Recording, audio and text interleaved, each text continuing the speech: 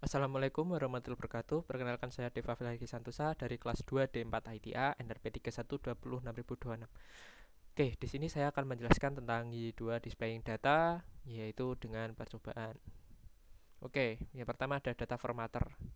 Untuk data formatter ini memudahkan pengguna dalam membaca data, yaitu dengan kelas Y slash I18N slash formatter.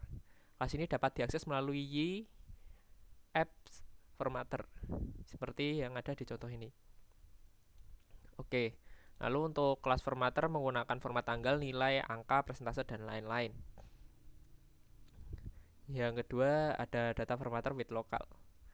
Formatter ini juga akan menyesuaikan dengan application property language atau properti lokal pada komponen formatter.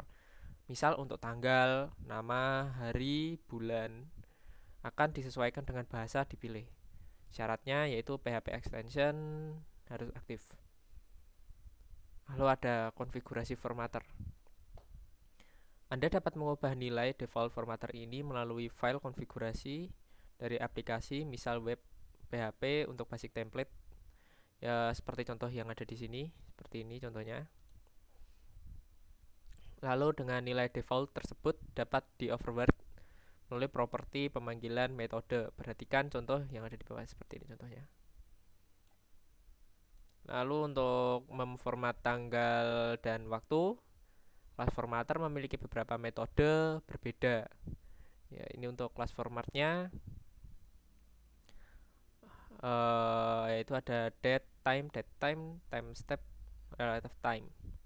Lalu ada format dari date time dan datetime dapat diatur secara global melalui konfigurasi komponen formatter pada properti. Ya, seperti ini formatnya. Oke, lalu ada nilai properti di atas merupakan short, medium, long, dan full.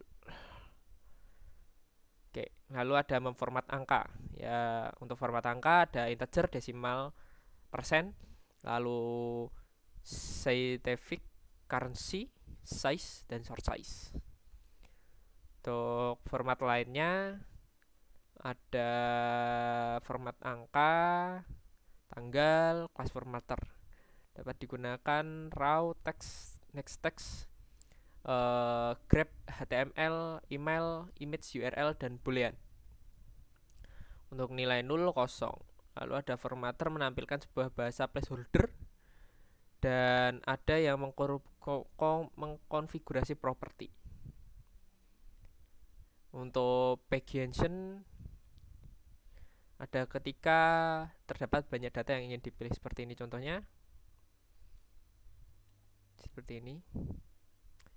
Lalu properti kita count yang harus diisi dengan jumlah keseluruhan. Untuk mengatur data per halaman dapat dilakukan melalui properti pick size jika ada menggunakan data provider dan salah satu data widgets pagination secara otomatis aktif. Lalu ada pengurutan yaitu sorting. Nah, untuk pengurutan sendiri ada Y class data sort. Lalu untuk menangani sorting, lalu untuk membuat objek dengan class sorts, tambahkan atribut yang digunakan untuk pengurutan dalam array. Gunakan objek tersebut untuk models data lewat objek ke view, lalu ditampilkan pada view. Oke. Lalu ada data providers yang merupakan abstraksi untuk data lengkap dengan pengelolaan, pagination, dan sorting. Data provider dapat digunakan untuk grid list, data widgets, dan yang lain-lain. Ada 3 provider yaitu active data provider, array data provider, dan SQL data provider. Active data provider dalam bentuk objek, sedangkan array SQL dalam bentuk data. Oke, untuk active provider seperti ini contohnya. Lalu SQL data provider seperti ini. Lalu untuk data widgets merupakan berfungsi untuk menampilkan data. Oke, ada detail dan grid view. Oke, demikian penjelasan tentang displaying data.